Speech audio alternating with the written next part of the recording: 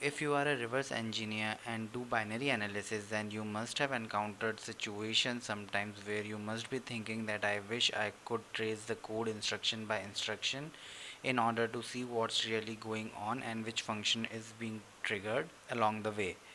So that's where Frida Stalker comes in. So in our today's topic, we are going to discuss about Frida Stalker, which is a code tracer. So what exactly is Frida Stalker? Stalker is Frida's code tracing engine. It allows threads to be followed, capturing every function, every block, and even every instruction which is being executed. So, yeah, the idea behind Stalker is quite simple. As a thread is about to execute its next instruction, Stalker basically makes a copy of those instructions and interlaces them with the logging code that we need. This way, it leaves the original instructions untouched in order to keep the checksum logic happy, and it executes the copy instead. So, in order to give you more clarity about it, so as you can see in the screenshot over here, these are the original instructions that we have on the left side, and on the right side you can see how Stalker has manipulated these instructions. So Stalker copied the original instruction set into the memory first and then inserted some log handlers before each instruction. This way the original instructions are left unmodified, and if the application is actually performing some checksum on the instructions, that logic would still be happy because we are not actually tampering anything in the original instructions. So that's the benefit we have using Stalker. Now the benefit of using this approach is also performance. If you want to trace every single instruction, then Stalker will add this call log handler between every instruction that it copies. And if you are only interested in the call instruction, then Stalker will add this logging code next to the call instructions only. So this way Stalker provides much more flexibility, and all the overhead will be added at runtime based on what we actually need. Now, as you already know that Frida supports various platforms such as Windows, Linux, Android, iOS, and many more. So with different platforms comes different architecture, and in order to handle different architecture, Stalker make use of Capstone module, which is a very famous open source disassembler. So yeah, if we dig a little bit deeper into how the Stalker works, then one challenge with Stalker is that it can't just copy the instructions anywhere in the memory, right? And expect them to work, because lot of instructions are position dependent and will have to be adjusted for their new location in memory. Also, there might be some unwanted code, so it only copies the instruction up until the first branch, means one basic block at a time. Then it simply generates code for the branch target and resumes execution there. Now this obviously has a cost, as the Stalker has to save and restore a lot of states for each such context switching. And for this, Stalker has implemented some optimizations, um, but still we have to deal with some of the overhead at runtime. So that's the overall idea behind the Stalker, and I hope this gives you a little bit insight about how the Stalker works internally. Now, the basic syntax for using the Stalker is this API.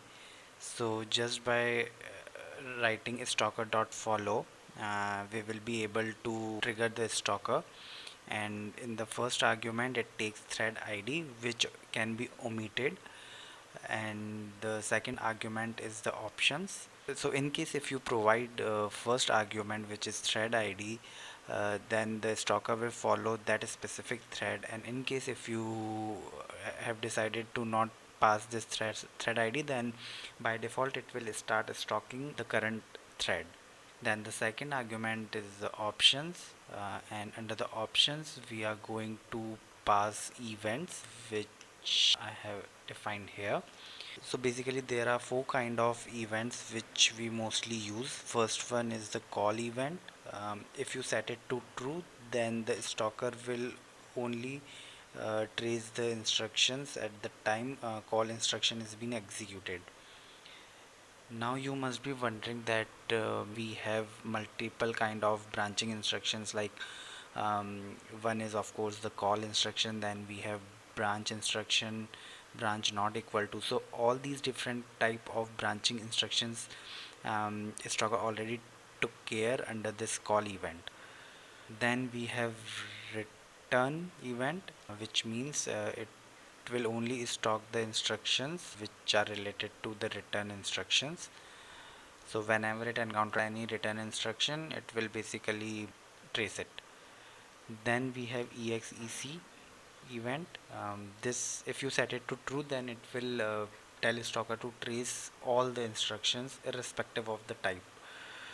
And then finally we have the block event, where it will execute the blocks, basic functional blocks. Okay, now generally it is recommended to use call instructions only, because as you have already seen in this screenshot, that if you start tracing all the instructions, then it will insert this call log handler in between every instructions, which is a lot of overhead, and it's a lot for Frida to digest. So that's why we recommend call true. But in case you have decided to trace all the instructions, then obviously you can set the exec event to true. All right. Now it's also possible to use stalker directly in C language using the Frida Gum interface, but for this session we will be focusing on using it from the JavaScript API only. Now if you are interested in how the API works internally, what you can actually do is go to the Frida documentation, which I have already opened here, and I will show you. So this is the Frida documentation under the stalker section. You can come down and see all the things related to the stalker. So we are actually currently focusing on the stalker.follow API, so we will go into the following section, and under this you can see that internally it calls gum underscore stalker underscore follow me method to follow the current thread, or gum underscore stalker underscore follow thread id to follow another thread in the process. All right. And one more thing is, you can actually look into the internal code of it, because Frida is open source. So what you can do, you can simply uh, Google Frida Gum GitHub, and you will see here this is the repo for Frida Gum interface. And here you can simply, let's say you want to look how this gum stalker looks like, so you can simply search this function in this repository, and there you go, it is showing you different classes for different architectures. So we, let's say we are interested in ARM64, so we can click on it and we will be able to see the complete code which is related to gum stalker underscore follow me. Okay, now let's directly jump into the action and let's play with Frida stalker. So here I have this sample binary called crack underscore password. This is the same binary which I have used in my previous videos. So in case if you are curious how to get this binary and how I have generated it, you can watch my previous videos related to unicorn emulation. Let's open up the terminal. I will just give you an idea of what this binary is about. So let's go to the directory. I have this folder under document trainings Frida training. Okay, and if I run it, correct password, it says give only one string parameter. So this binary takes one parameter. Let's say I give it something like this. Now it's saying password must be only 6 alphanumeric characters, so it's expecting the input to be 6 digits. So let's give it 6 digit, and now it's saying incorrect password. So based on this, let's just assume that it's the password checker, and when we provide the right password, it will print out the correct password. Okay, let's move on. So now, in order to get a thread ID, there are two ways actually. We can get it by using process.enumerate thread sync API, and this Frida API will return a list of threads. As you can see here in the screenshot, currently it's showing only one thread, which is having a thread ID and the state as waiting, along with the complete context of the thread, which includes all the values of the registers. So one way to start Stalker is by iterating over this enumerate thread sync, and basically it will allow you to stalk each and every thread of a process. Then another way is by using the Frida Stalker within a instrumented function using this dot thread ID. So as you can see here, we have this interceptor dot attach, which is attaching the interceptor on this instrumented function, and inside this, in the on enter, we have started our stalker.follow and pass thread ID. So inside this on enter, you will automatically get the thread ID variable using this okay, and inside on leave, don't forget to call stalker.unfollow. Now obviously the second way is much more preferred way because it will provide less overhead for the Frida during runtime, and you can use this approach when you know when you want to trace the code. Okay, so now coming back to our binary, let's try to see it in action, but for that let's first create a script. So I am going to create stock.js, open it using Visual Studio. Actually, before going forward, let me show you quickly how this binary looks like in a disassembler.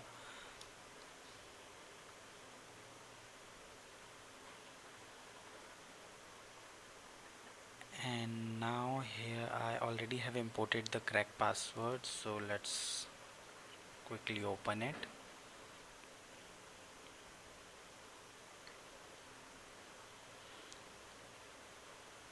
Give Ghidra some time to analyze it, and once it's done, we are now able to see the disassembly. So here under functions, you see we have all the functions uh, defined here, and under this we have the main function, which is the entry point of this binary, and here you see it's comparing two strings based using a string compare function, and if the comparison is right, then it will print out the correct password, otherwise incorrect password. Okay, so now what we are going to do in our script, let's start tracing this binary from main function. So using let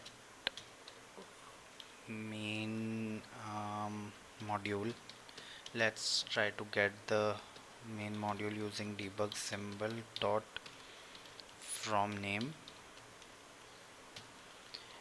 then pass the name of the function, which is main, and hopefully this should give us the main module. And in order to instrument the function or attach the interceptor, we need the address of this main function. So using main module, I am going to get the address. Okay, now we have the address, and now we can attach our interceptor dot attach. which I am going to attach on main address, and then we have two arguments here. One is on enter,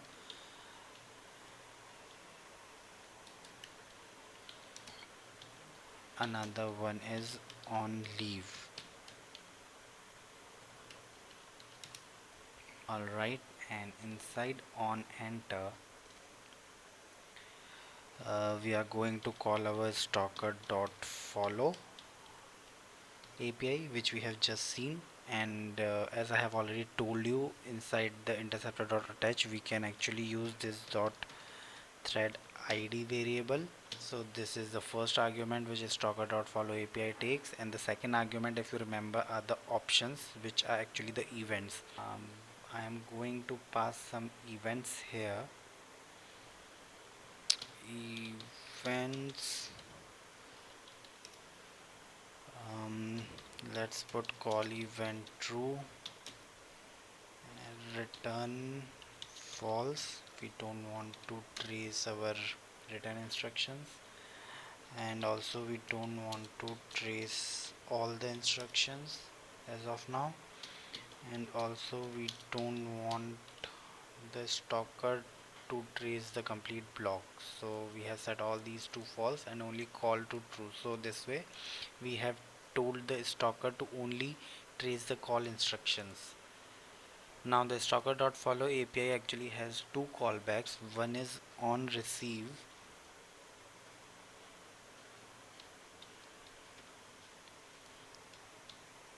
okay, which we can interpret like this, and it will give us all the events.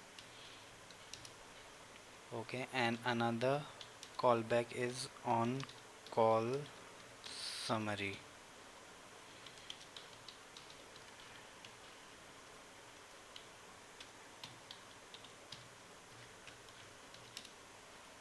So on call summary callback returns a summary of what has been called throughout the lifetime of the stalker object, along with how many times a particular function has been called. So we can actually pretty print this whole thing using console.log. So I am simply going to log this summary by making use of JSON stringify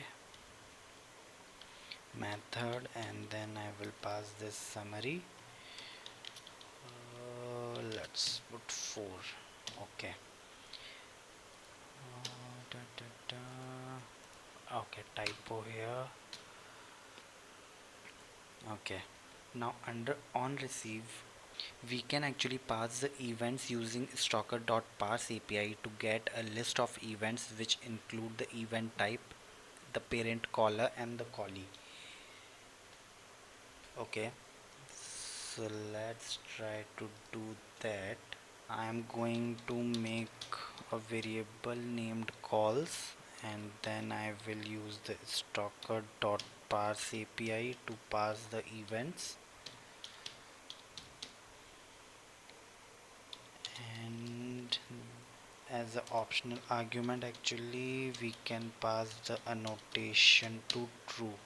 Okay, now in this variable we will get all the instructions which have been called, and now let's iterate over this calls variable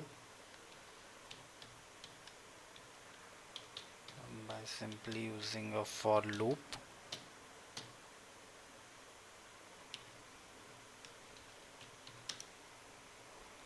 Let call equals to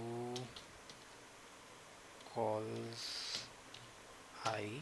So one by one we are getting our called function, and then simply using console.log we will print it. Okay, I think we are done. Now let's try to run this script. So back to our terminal, we can close this terminal, and now under Frida training now we have our stock.js script, and by using the Frida command, Frida hyphen L, we can pass our stalker script and tell Frida to launch our crack password binary using hyphen F argument here. So this will forcefully spawn this process, and as we know it takes one argument, so let's just try to give it one argument also, and let's hit enter. Now we are inside our Frida and it's waiting for us to resume the process. So we can resume the process by giving %resume command, and once we hit enter we can see that all the call instructions have been printed. Null is not defined, I think there is some typo. Okay, null, yes. Let's try to run it once again. %resume. Now as you can see here, we have the addresses of the called function along with the number of times they have been called. So for example, this particular subroutine has been called one time. This subroutine has been called 49 times. Now one thing to note here is that these addresses which you are seeing here are not part of our binary, but they are part of third party libraries like libc or any other dependencies which our binary is using. Okay, and if you come down you can see the output of our call statement. So the instruction type is call, this is the caller and the callee and the number of times it has been called. Just to clean out our output a little bit, what we can actually do, we can simply print the second half of our call statement. So basically this will print only this part or this address.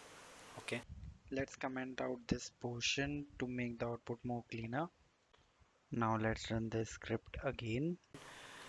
%resume, boom.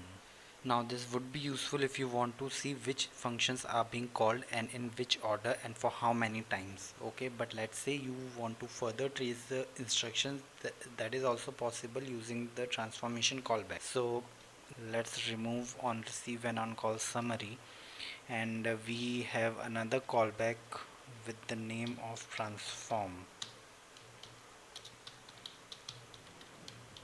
and this transform function basically takes iterator.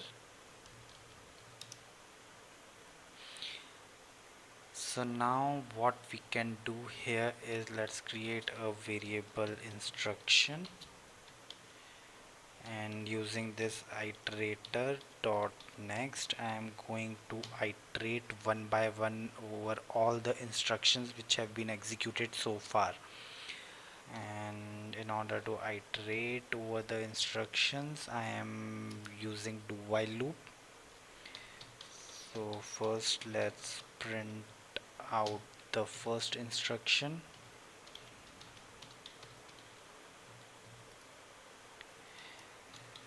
and iterator dot keep, and then in the while what we are going to do is we are going to iterate until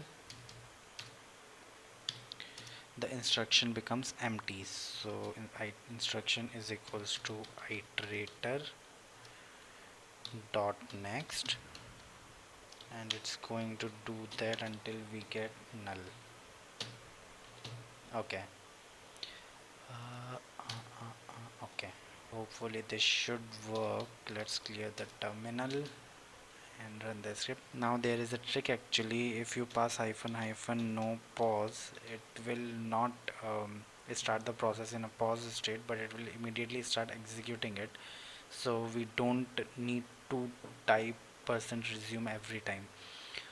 So let's hit, and yep, now as you can see we are able to see all the instructions which have been executed so far. But there's a catch actually. It's also tracing the instructions which are not part of the binary. but are coming from external libraries. So for that, what we can actually do is over here we can check or put a condition to only print the instructions which are in the range of our binary. Now by making a if condition, we can actually restrict the output to only print the instructions under the binary, but in order to do that we need to get some more addresses first. So we need our base address where the binary has been loaded in memory. So for we can get that using module dot find base address, and the name of our binary is crack password. Okay, then let's take out the module and call it crack module by using process dot find module by name,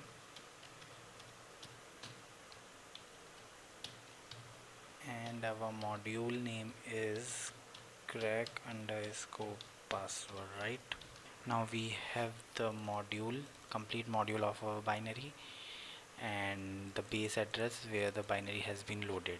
Now we can create a logic like the instruction address if it's greater than and equal to our base address, and instruction dot address which is being executed is less than equal to our base address plus the size of the module,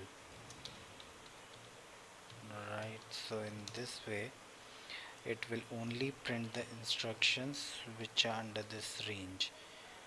And let's try to run this. Okay, as you can see now, it has printed very less instructions as compared to previous output. And what we can do actually in the instruction object, we have two important members. One is address and one is mnemonic. So let's make use of those members. Instead of printing the instruction directly, I am going to print out the address of the instruction and then the mnemonic. So mnemonic is your instruction and the address will be the offset of that instruction. So that way we will get much more clear idea. Let's clear it, run the script again, and now you see we have the offsets and our mnemonics, right? Now one more interesting thing over here is that you can write any logic you want. So let's say instead of tracing all the instructions you actually want to print out only, let's say, jump instructions. Okay, so using this mnemonic member of instruction, you can do that by writing a logic something like this: instruction dot mnemonic, if it's equals to jump, then only print it. This way it will act like a filter, and now you will be only able to see the instructions which are jump instructions only. Obviously we can still do much more than this. So let's say you want to play with the registers values when instruction is being executed. So you can do that by making use of putCallout method to safely store the context values of the instruction at the time of execution. Basically, putCallout passes a callback and returns a context object with access to CPU registers and the ability to read or modify them. So for example, let's say over here for jump instruction, let's remove this on leave, um, and create a function let's say print jump.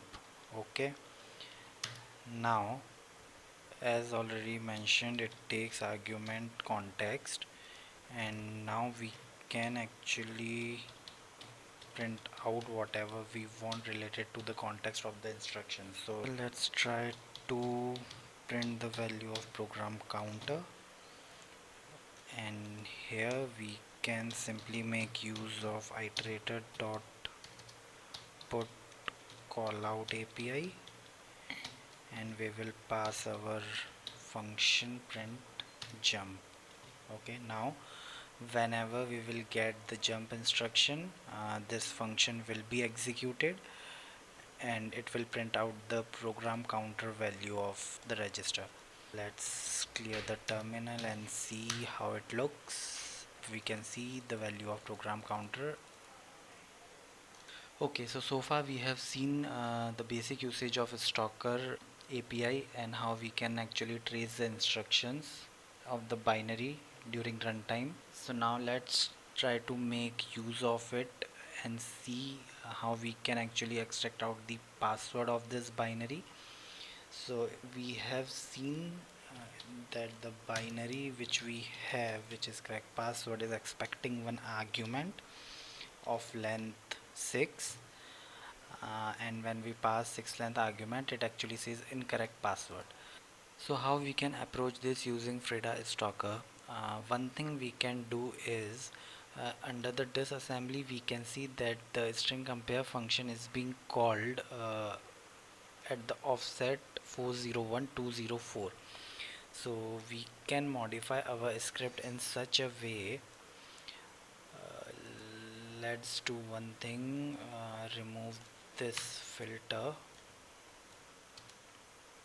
and here we check if the instruction dot address is equal to 4012 04. Okay, and if that is the case, we are going to call our putCallout iterator.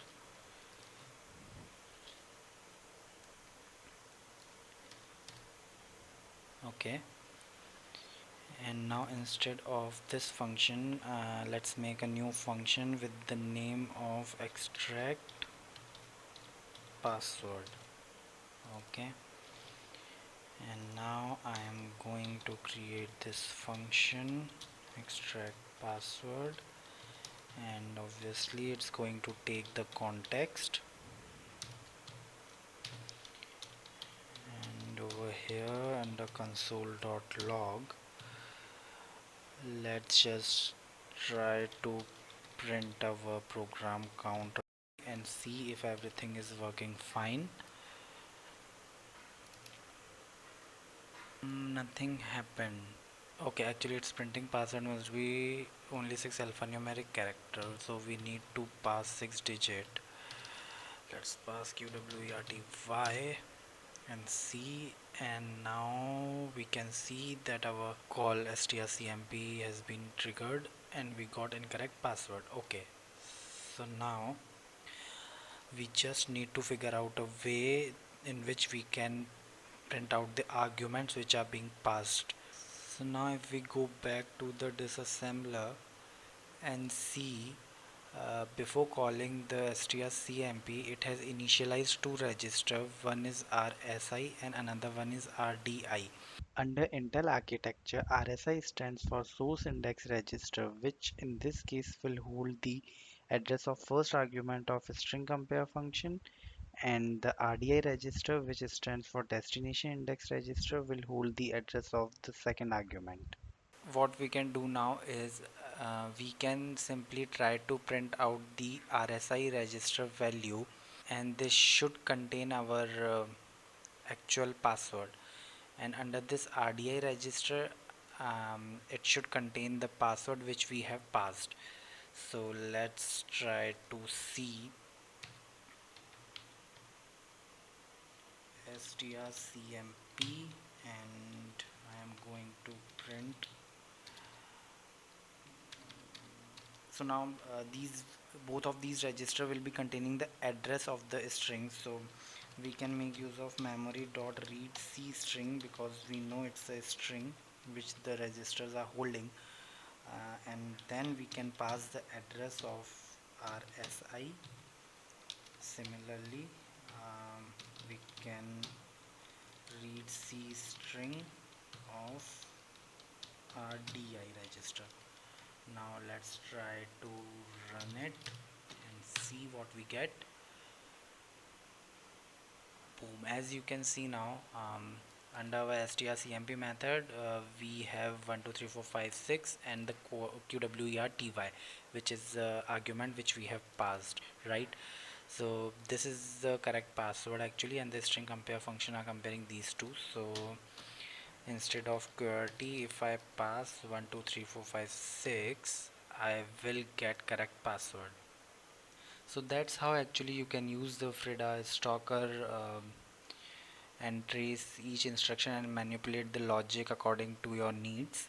That's it about this video, and if you like it, please don't forget to like and share as much as possible, and also don't forget to subscribe to this channel for more such interesting videos.